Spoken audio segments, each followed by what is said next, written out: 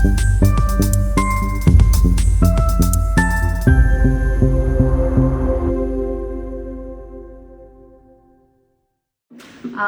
welcome to the University Research Center's Faculty Research Series.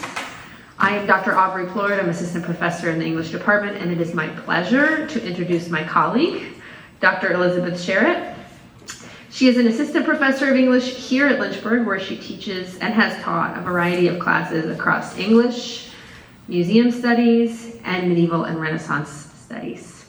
She earned her PhD in English from the University of Birmingham in their Shakespearean Institute in Stratford-upon-Avon in 2014. Her research takes an interdisciplinary approach, combining the study of visual and material culture with theatrical, social, and religious history to better understand the drama of the early modern stage. She has led workshops and talks at Shakespeare's Globe and the Royal Shakespeare Company, and is currently working on her first book titled Beds as Stage Properties in Renaissance Drama, Materializing Birth, Marriage, and Death. Please join me in welcoming Dr. Sharrett.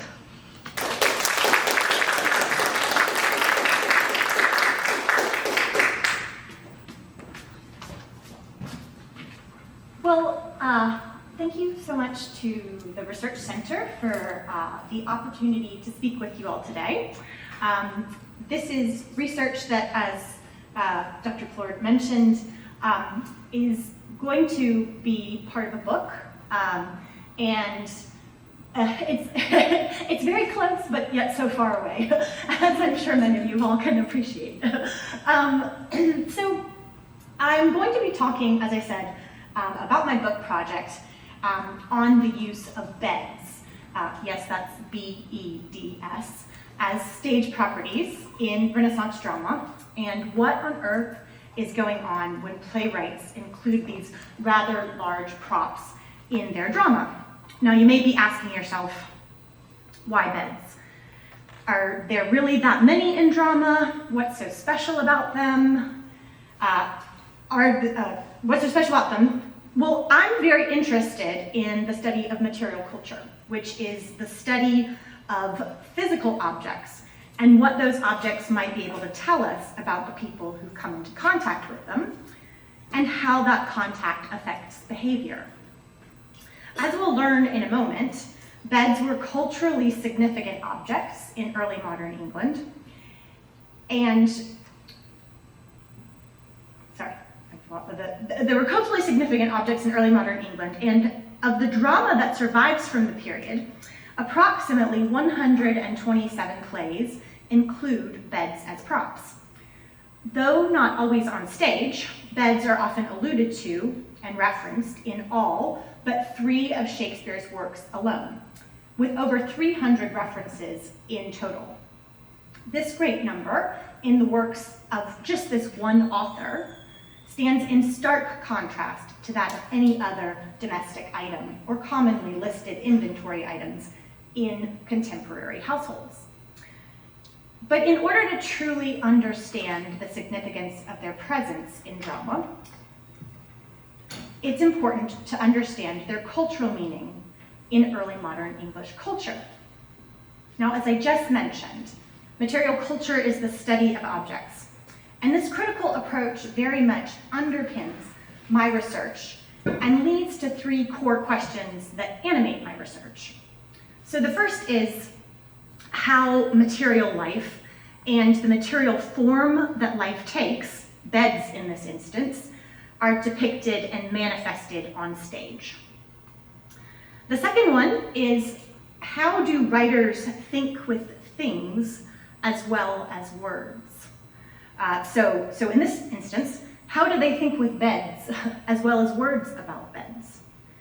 And then the final one, to what extent do objects, or beds in this instance, drive behavior? So I'll start with this last point about objects and behavior first.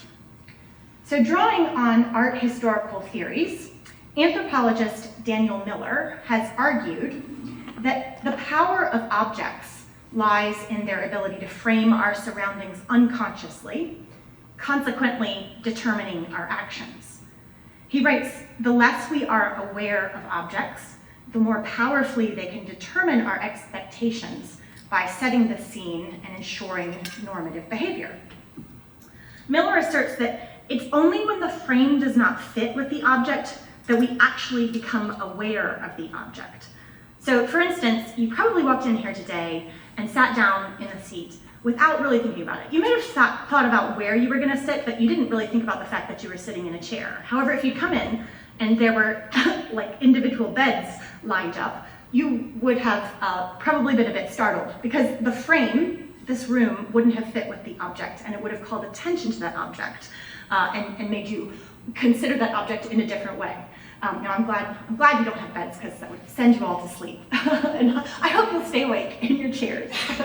But I suggest that in spite of Miller's theory that it's only when the frame doesn't fit with the object that we notice the object, that actually in late 16th and early 17th century society, many objects, especially domestic ones, utilized in the observance of rituals associated with births, marriages, and deaths, were far from invisible to users' consciousness, and were actually quite consciously created with the intention to drive behavior.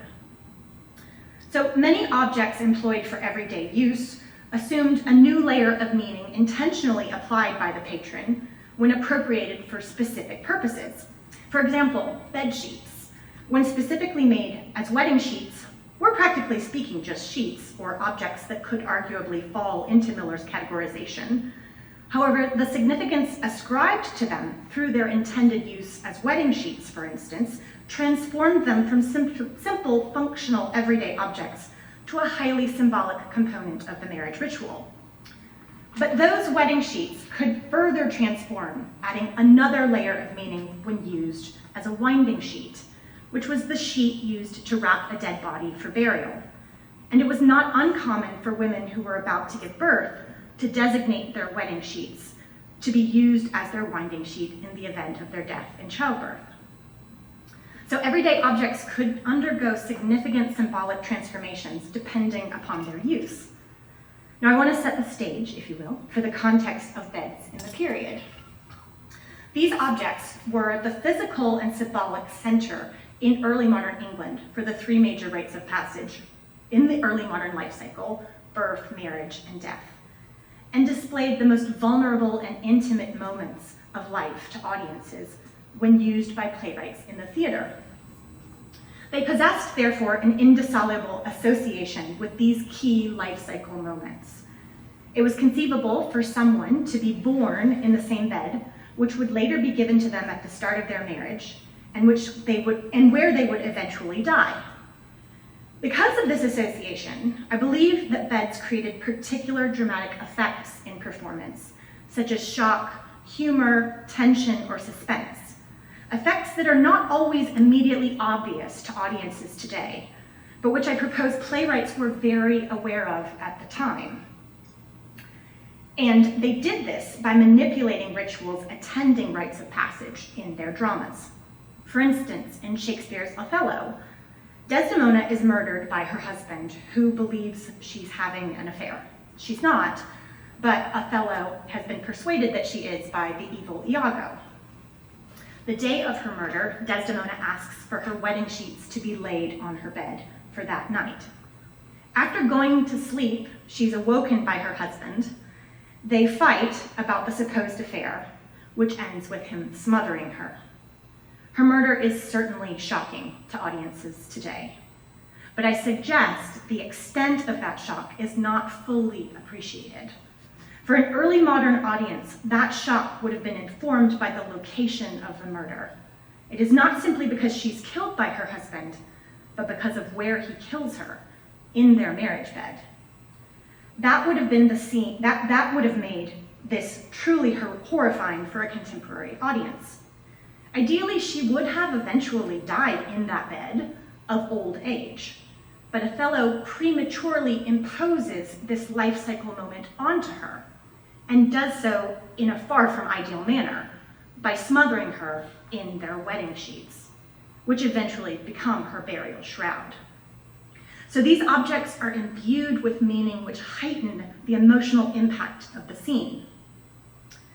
In my study of beds, I'm curious about what we as modern audiences then may be missing in the plays by not fully appreciating what the prop bed might have meant to an audience like Shakespeare's. Beds were economically significant items, as indicated in inventories and revealed by wills, and were often the most expensive items listed in these documents. Because of this, it's important to remember that not everyone had a bed at this time, and many people slept on the floor. According to probate cases from Stratford-upon-Avon, in the 1570s, only 12.5% of inventories of household goods listed a bedstead, while by 1610, 52% listed at least one, and often more. So there's a pretty significant shift in this period, which the writer William Harrison supposedly recalled in his account and description of England from the 1570s. And he remembers the days as a boy when, quote, "Our fathers, yea, and we ourselves also, have lain full oft upon straw pallets, on rough mats covered with only a sheet, and a good round log under their heads instead of a bolster or pillow." Now, we need to take this statement with a grain of salt, as it does smack a bit of the back in my day. But the transition from sleeping on the floor to sleeping in a bed changes over the course of his lifetime, and that's consistent with what we're seeing in the inventories. And he writes about this later in his work. So in addition to being economically significant, it's important to keep in mind that the Tudor domestic interior was pretty bare, which gives the bed added significance, as it would have really stood out in the room.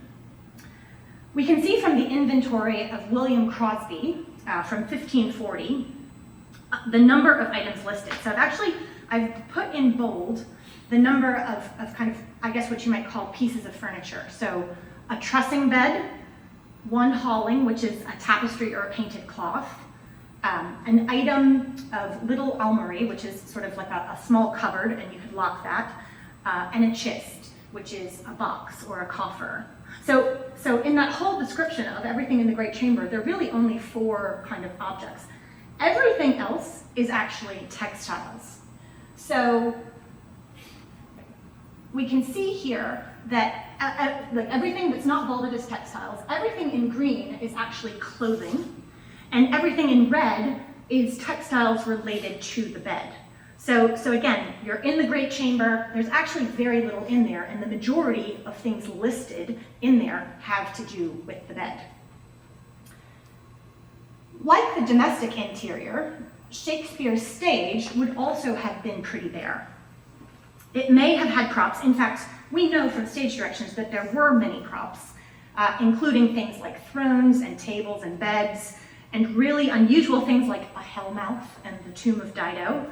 And we also know from stage directions that there's a lot of stagecraft going on. People are coming down from the ceiling, people are coming up from the floor. So it's not to suggest that it's an entirely bare stage, but it's certainly nothing like the elaborate sets of the 19th century or what you might see, the realism that you might see on Broadway today. So this draws increased attention to the items that did appear on stage, and even greater attention to such a culturally potent item as a bed. So I've put up a couple images here of different, these are actually reproduction theaters, the Globe Theater, the Sam Wanamaker Theater, and then the Blackfriars, which is just over the mountain.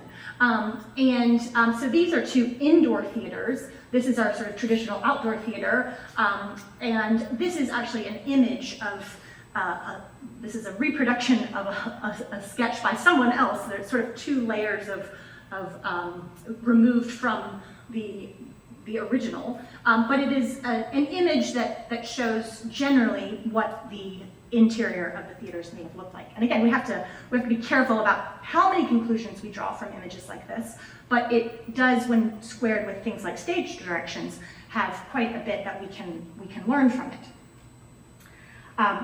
But as I stated before, the bed represents a complicated space, as it evokes a host of meaning and resonance, and serves as an intersection for rituals related to births, marriages, and deaths. But there was inherent overlap in these moments. As a result, the primary function of these rituals was to regulate the potential chaos associated with the transitions between these life cycle moments. So rituals therefore served to regulate the chaos by sometimes extending rites of passage in order to lessen the potency of transition. Flowers carved onto beds, for instance, became lasting versions of those strewn across the bed in the bedding ceremony on the wedding night. Rituals helped maintain order and sought to impose predictability onto inherently unpredictable events, such as dying, quote, a good death, which was one in which an individual was resolved in earthly affairs, spiritually prepared and penitent, and surrounded in bed by family and friends. Finally, rituals protected against moments of slippage or overlap that sometimes occurred between rites of passage. The birth of a child that may have been the product of a new marriage might have resulted in the premature death of mother and child. This slippage between rites of passage was often depicted in visual culture, such as in the brass grave plaque of Lady Anne Savage. I'm sorry, the quality is a little blurry. But the image depicts the deceased mother and child after dying in labor. Anne lies with her hands folded in prayer, and her child is swaddled tightly beside her, highlighting the omnipresence of death and its consequent incorporation into daily life. The plaque intermingles the joy of the space in which the birth takes place with the tragedy of what it could so quickly become, the deathbed. When people looked on the bed as the locus for welcoming new life, that is, as a birthbed, they were simultaneously reminded of what the object could quickly become, a deathbed. Now, in 1654, Lady Anne Clifford acknowledges this overlap of ritual and rites of passage across generations. And she writes in her diary, "I now lay here in my own chamber, where my father was born and my mother died. I had the joyful news my grandchild was delivered of her first child, that was a son in her father-in-law's." Note that she draws attention to the space as she recalls the object's relationship to those who've come before her and those who will come after her. With such seemingly contradictory cultural resonances surrounding the bed, I would suggest that when audiences witnessed one as a prop on stage in a scene, depicting the birth ritual, for instance, it was impossible to isolate any one of the rites of passage. It was this imported resonance that playwrights took advantage of to create their dramatic effects in their plays. Now, when we think of Elizabethan or Jacobean beds, you might think of something like the Great Bed of Ware at the Victoria and Albert Museum in London, which is mentioned in multiple plays, perhaps most famously in Shakespeare's Twelfth Night. Now, this is not a typical bed at all. It's very much of a spectacle, and it supposedly slept 12 people. So I'm not sure what 12 people were doing in that bed all night, but I don't think they were getting a peaceful night's rest. But it helpfully identifies the carving that was common on many beds at the time. So these kinds of beds were by no means the only kind of bed, though, from the period. There were many other types of beds that existed at the time and that are mentioned in drama, such as truckle beds, which Shakespeare mentions in Romeo and Juliet and in The Merry Wives of Windsor. And we might be familiar with these as sort of trundle beds, we call them. But these would have pulled out from under the larger bed, and it was common for servants or children to sleep on them. Field beds could be taken apart and put into a box, and they're mentioned in Romeo and Juliet. Or there are day beds mentioned in Twelfth Night, and these are often owned by wealthier people by virtue of being beds used during the day. And then half-headed beds, which are more like our beds today. But there are other beds listed in inventories, such as standing beds, trunk beds, and hurl beds, among others. There are lots of, if you comb through these inventories, there are tons of different words for them. And we don't necessarily know what they looked like, but there are ways to kind of infer what some of them looked like. Now, when thinking about these objects and trying to imagine them in the spaces they were intended to be used, it's also important to remember that people thought very differently about privacy in the early modern period, and that it didn't really exist in domestic spaces.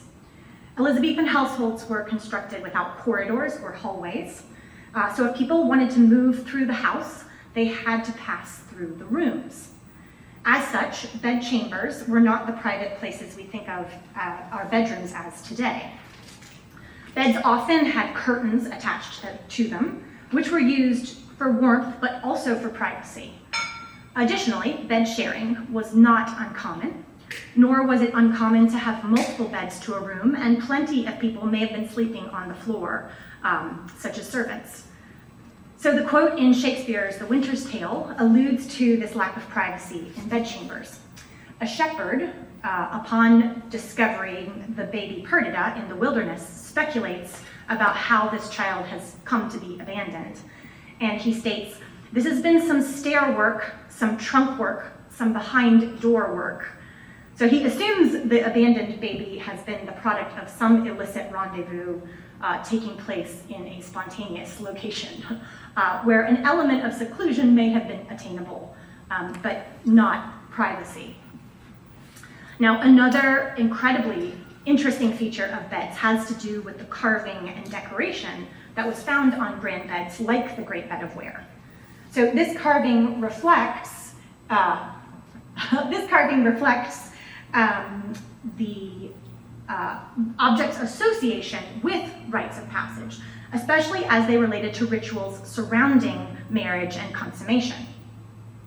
This bed at Anne Hathaway's cottage is known as the Hathaway bed. Some people have tried to suggest that this is the famous second best bed that Shakespeare leaves his wife in his will, but it is most likely not.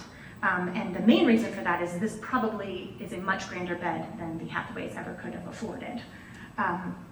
So here are a couple other examples of very high status beds. So this is a pretty nice bed right here, but these are incredibly high status beds, which in addition to status were indicators of fashion and legacy and power. So in addition to their decoration and rich ornamentation, through the carving, they would have also hosted quite lavish textiles, such as satin embroidered curtains and valances, which could be quite expensive. For instance, Charles I's bed, together with the hangings, was valued at 1,000 pounds. And it was the bed of state where it was common for the monarch to receive his advisors, closely associating the bed with the state. Well, it was possible that the ornate carving on these high status beds may have contributed to the likelihood of the object's survival. It's clear that even more modest beds, such as the tester bed at Selly Oak Manor, this is the one on the left there, incorporated these themes. Though it possesses less elaborate detail than the elite beds, such as the Agecroft bed, the bed at Agecroft Hall in Richmond, Virginia, which I'll discuss more in a moment, and even something like the Hathaway bed, it nevertheless incorporates the same classical and floral characteristics and serves as a good example of the type of bed that would have been affordable to an emerging middling or middle-class family. Both this bed, which I call the Selly Oak Manor bed, and the Clifford bed, which is this black and white image here, symbolize host symbols which indicate familial legacy and perpetuation of the family line, as they have crests carved onto them. Now, the Clifford bed actually hosts the family crests of the husband in the middle and his two wives, his first wife and his second wife. Now, this demonstrates the importance of establishing a family pedigree, but it also indicates how people conceptualized family, as the Clifford bed had to have been made after the death of the first wife, but the fact that both wives' crests appear alongside the husband's indicates that he continued to think of his family in relation to all of his wives.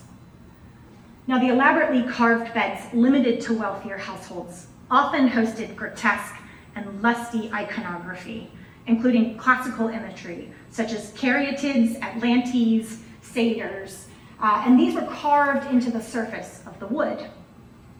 Even more exclusive than the carved beds were the painted carved beds, such as the rare surviving painted bed, which I refer to as the Agecroft bed. And again, this is in Richmond, if you want to go see it. And this includes some incredibly elaborate and unique features. So we can see a white basket of pink fruit-like flowers kind of hanging over on the tops there. And then we've got sea monsters with pointed teeth, and they're actually swallowing fish, and their spiraling tails are ending in these half rosettes. And then on the edges, you can't see it here, but I've taken a picture on the edge there with the curtain out of the way. You can see two satyrs facing outward on either side of the headboard.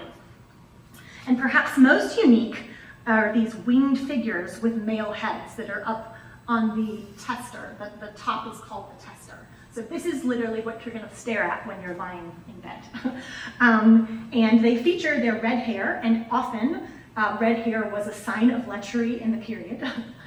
Sorry, Bernie, redhead's here. But this is in the period there, and then the black mustaches and blonde beards on the underside of the tester. These beds were often originally commissioned at the time of a new marriage, and so were used by couples on their wedding nights. Even if such beds were not new, they may have still been presented as gifts, passed down from previous generations, and thus grafting the structures in a diachronic family history. As Sasha Roberts has identified in her research, this high relief decoration with explicitly sexual themes that was often found on these beds may have functioned as stimulants, encouraging the regeneration essential to the continuation of the family line for the new couple. Now, many other surviving beds from the period also host this kind of iconography, which sit alongside floral motifs representing permanent versions of the flowers used to scatter the wedding bed in what was known as the bedding ceremony. Now, in Shakespeare's Hamlet, Gertrude mentions scattering flowers on Ophelia's grave. I thought thy bride bed to have decked, sweet maid, and not to have strewed thy grave, alluding to this ritual practice. The bedding ceremony was one of the final parts of the marriage ritual.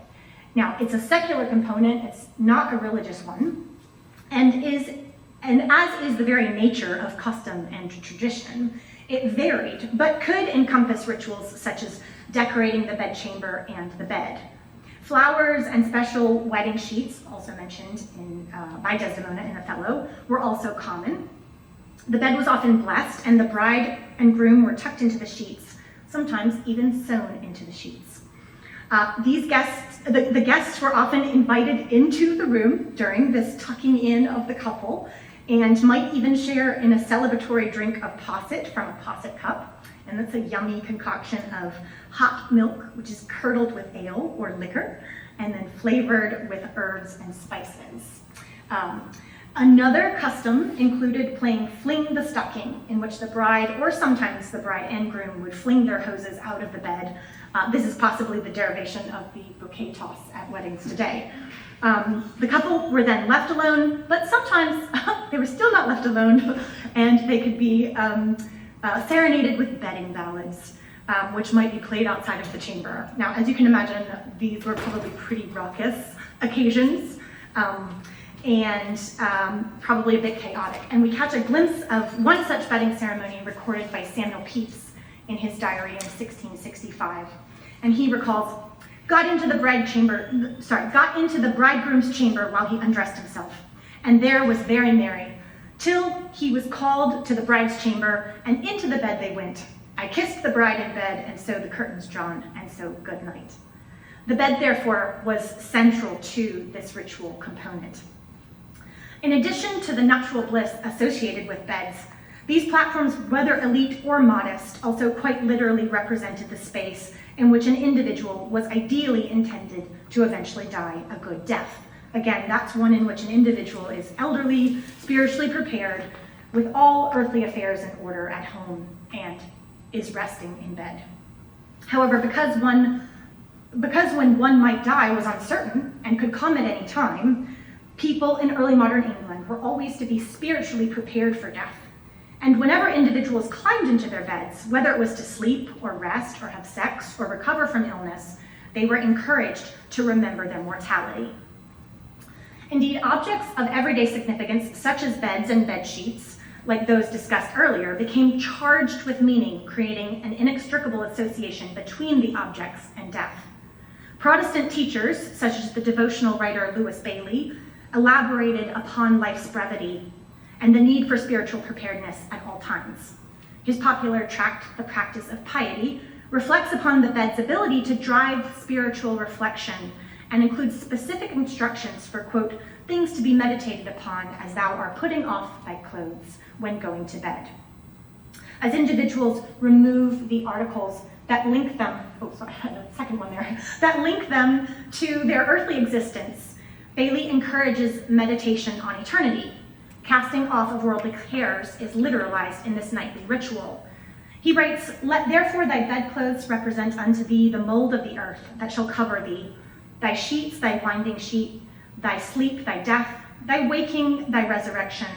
And being laid down in thy bed, when thou perceivest sleep to approach, say, I will lay me down and sleep in peace, for thou, Lord, only makest me dwell in safety.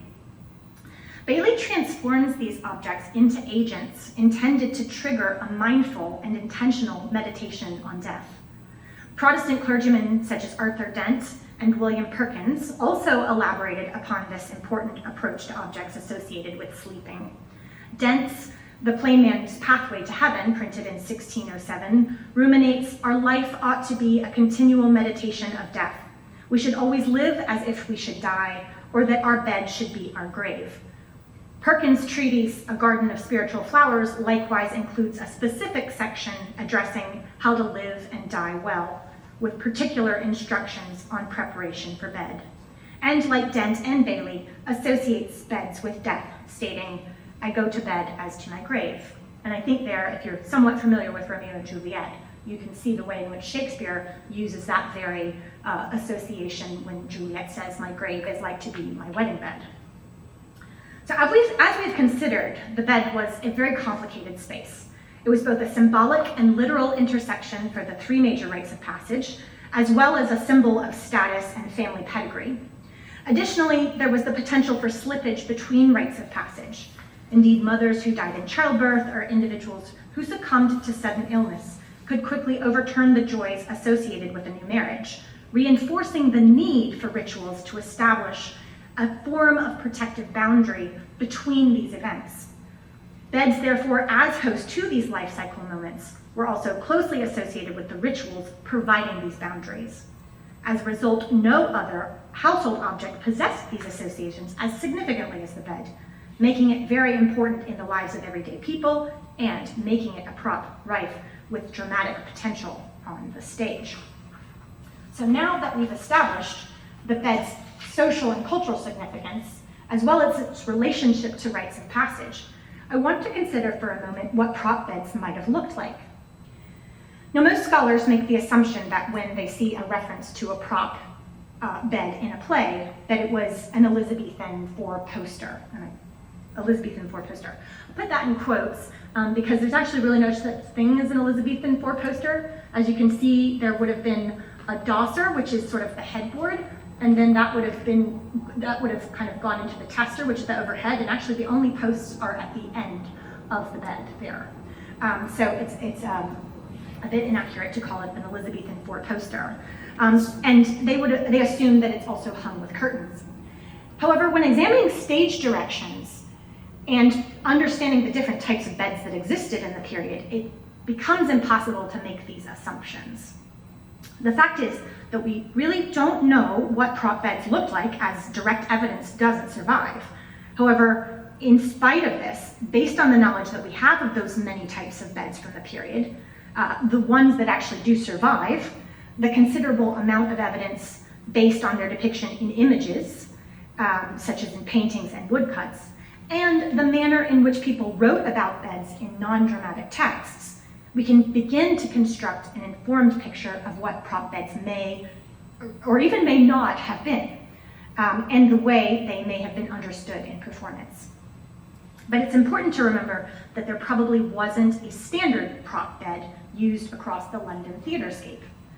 Prop beds may have differed in appearance from company to company and theater to theater, altered to meet the specific demands of the company or the venue.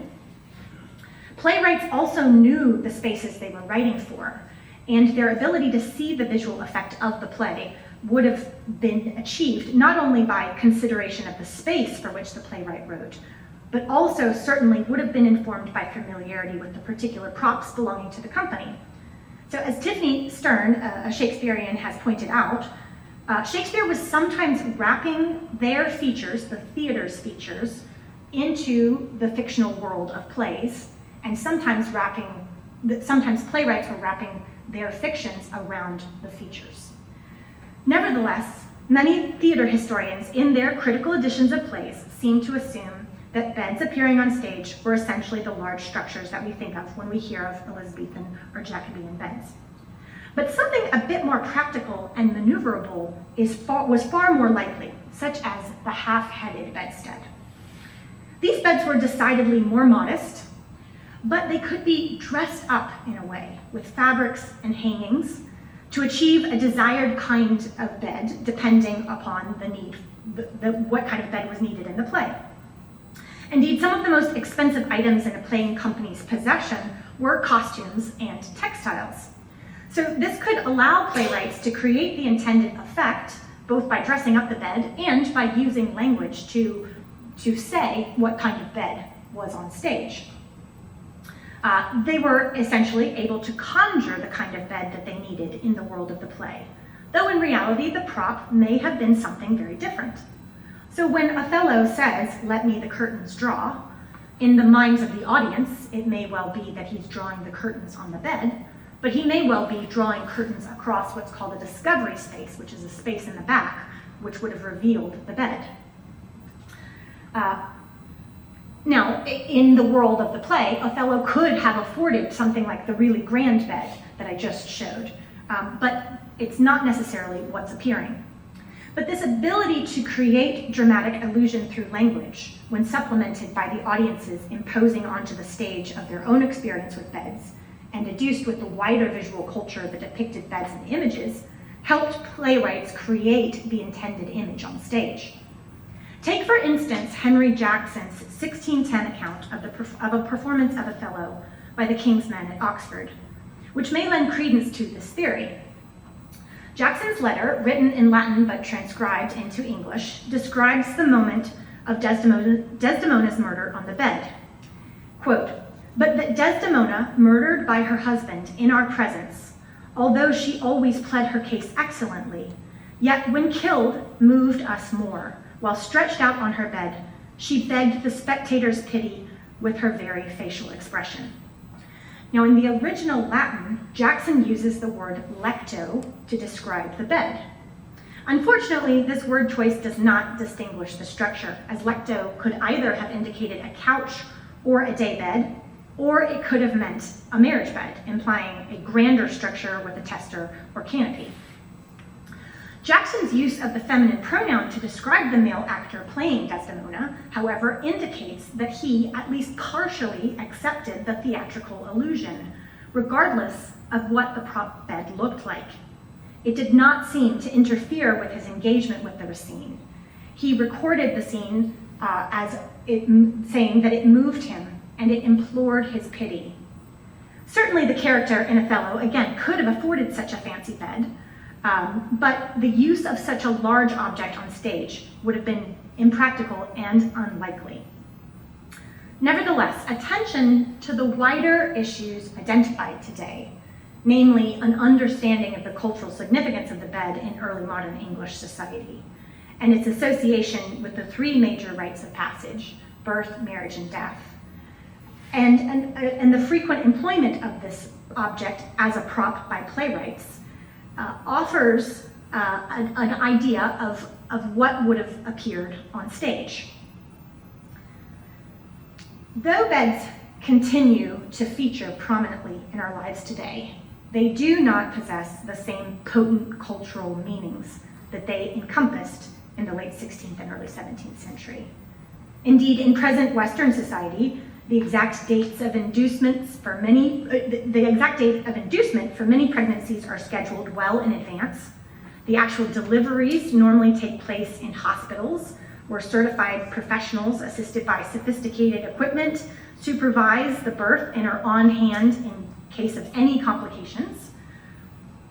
When couples decide to marry, if they indeed decide to marry, they often do so with the kind of autonomy and self-determination that was only experienced in early modern England by those who eloped, but without the social stigma that was then accorded to such behavior. Finally, when people die, unless it is sudden, they often do so in sterile and controlled environments, such as in a hospital. And they often have been away from their homes and their own beds for some time.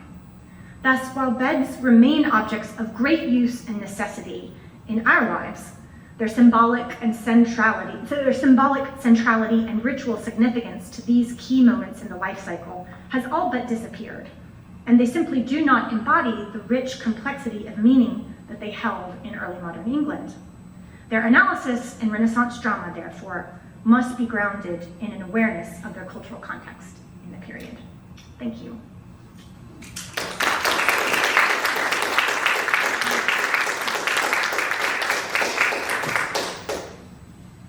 So I guess time for questions.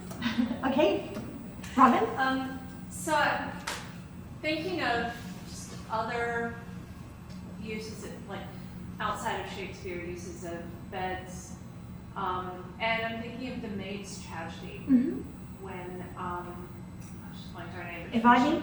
Yes, when Evadne murders her lover, the king, in the bed, and how they're not married. So unlike Othello and Desdemona, they're not married. This wouldn't have been a marriage bed for them. So it's detached in some ways from those cultural signifiers, but it also would likely have been the same prop bed used for plays in which those cultural signifiers were at work. And so they're kind of layered into that. Anyway, I'm just wondering what you think of, or what we might be able to make of beds almost deliberately detached from those. Well, I think that's a fantastic question. And I think actually that there's no separating them. I don't think that you can separate them. They are separating them in that moment through their actions, and they're in some ways sort of corrupting the space and corrupting those rituals. So though Evadne and the king are not sort of ideally behaving in the way that you're supposed to, I think that all of those associations are still there, that audiences cannot separate those things. And so I think that's what, who is it? Is it Fletcher? No, who writes? Is it Henry? I always get it confused because it's one of those that... I can't remember. Or is it Beaumont? No, maybe. I think it might be Beaumont, but I'm not, well, whoever it is. I think that playwright is aware of the cultural resonances and is using those to make that scene more outrageous. Now, just to kind of fill you in on the play there, Evadne has been lover to the king, but she's been horribly abused by him and she's taking her revenge on him. And she actually kills him in the bed. She stabs him in the bed, which I touched upon briefly. I couldn't really go too much into it, but beds are also associated with state. And beds of state were where kings and monarchs would receive people. So there's an added layer in there. In addition to birth, marriage, and death, there's an added layer in there of sort of political significance. But in many ways, I think the use of the knife in that instance also plays into kind of a reverse rape, if you will, because she is kind of taking her destiny into her own hands, and the abuse that she's received, she's now able to have some autonomy and to essentially decide her destiny in a way. So that's all to say, I think that those resonances are there, but I think what's going to make that use of the bed in that instance particularly shocking is because of those resonances and what they're doing. They're divorcing themselves from that, from the ideals of the space in a way. But that's thank you. Lots to think about. Other questions?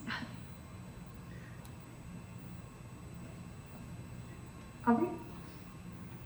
I don't do material culture, but I recall reading Robin Bernstein's work on dolls. Okay. And one of the things that I learned from her book is a theory called scripted things, which you're probably familiar with. I'm actually not. So the idea is that the objects in our lives script our behavior with Okay. them. Okay. Right? So it's a sort of academic and theoretical understanding of, if you have a hammer, every problem seems to be a nail or something, right? Like, Yeah. when we interact with a knife, our behavior with the knife is scripted by the thing itself, right? So our engagement with the objects demands a certain kind of behavior. I'm sure I'm butchering it, but No. so your talk about the different shapes of the beds and the meaning of the beds, like for example, the curtains offering some amount of privacy when people might be walking through the room, makes me think about beds being used as props when they're meant to look like different kinds of beds. So my question is, if we have a scene where it should be, like Othello Desdemona should be the big tester carved monstrosity that probably would be too impractical to put on the stage, but also, if that's a tester, right, it could block the audience from seeing. Yeah. So my question then is the practical need to adjust the shape of the bed, does that then reshape the actor's interaction with the object in a way that changes the meaning beyond just the cultural? I mean, in a literal way. Like, in other words, does the scripted nature of a downgraded bed demand a different performance? No, that's a good question, and there's absolutely a tension that's going on. Like you couldn't stage a king's bed in a truckle bed. Like it just would be wrong, because people have associations with these objects in real life. So there is a tension. They have associations with these objects. They know where they're placed in real life.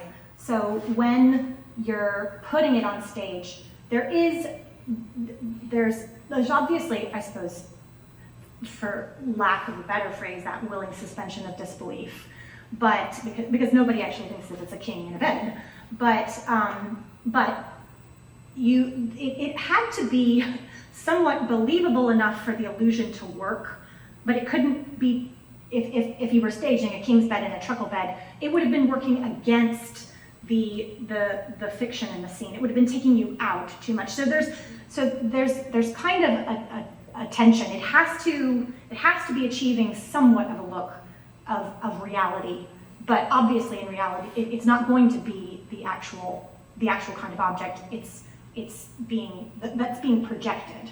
Now, I'm not sure if I'm answering your question there. Is that? Yeah, you are. Okay. I guess I'm thinking about, we know accessing this because they aren't recorded. I'm wondering if the demanded script of interacting with the bed, that you mentioned Othello drawing the curtains. Yeah.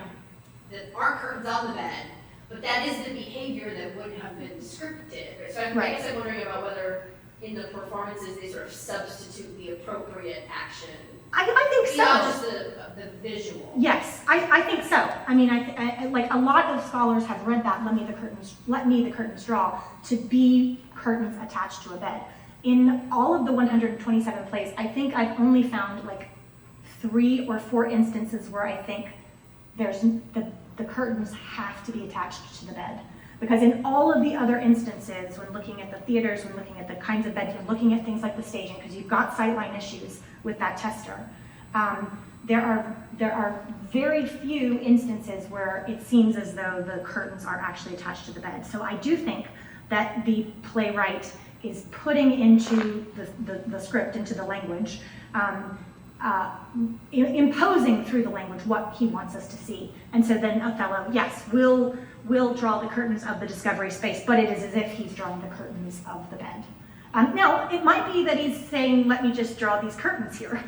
but given bed's associations with curtains, it's not hard to put the two together, even if they're physically not together. Am I getting more to the heart of it there? Okay. Robert. Yeah. And I don't know how much of this information would be available, what I'm asking, but is there a pattern that you can find or think you can find between the plays that do include drawing the curtain, specific mention drawing the curtain. So what I'm asking is, would it be possible to use the plays themselves to figure out which company may have had Yes, a bed yes. with curtains? Because they would have had like the same bed, you know, they used in all of their plays at a particular theater. And so I'm wondering is, are there patterns that could be drawn in order to sort of work backwards into the prop storage of particular companies? I mean, I think so. I think so. Now, I was, you know, for 5 years, my advisor would say, absence of evidence is not evidence of absence. So we have to be careful about how we draw conclusions based on what survives. However, you can start to see, I mean, you know that, like, for instance, oh gosh, I gotta, like at the Rose, I think it's, maybe it's the Princess, we'll just say the Princess and they perform, If You Know Not Me, You Know Nobody, part 1, and then they also perform A Woman Killed with Kindness the next year, and then they perform another play, maybe within that same year, and they've all got beds. They've all got beds in their plays, and so by taking those, like doing like sort of a case study of a year or two or a company, you, I think, can start to draw conclusions and look for patterns about what they look like. Now, off the top of my head, I'm sorry, I can't remember any kind of any more concrete examples than just thinking about the Prince's Men there. But I do actually, this is that's not true. I did do a paper at the Blackfriars a couple of years ago where I looked just at the King's Men and their use of the Blackfriars Theater, and I think it was there that there were no plays that actually required the bed, the object, the prop to have curtains on them. So I'm pretty sure that at the Blackfriars, and it's not until like the late 1630s that there's that like 1 or 2 references to a bed that it's hard to see how the curtains aren't attached to the bed, based on the stage directions, based on the space, based on the way it's being described. It does seem as though there are curtains attached to the object, but otherwise, all of the other plays for those first sort of 2.5 decades of the 17th century do not have curtains attached to them, so they are most likely using that discovery space. Now, Leslie Thompson very much disagrees with me on that, but you know, it's fair enough. But I think based on the stage directions, there's no need for the curtains to be attached to the beds, and I don't think that they are.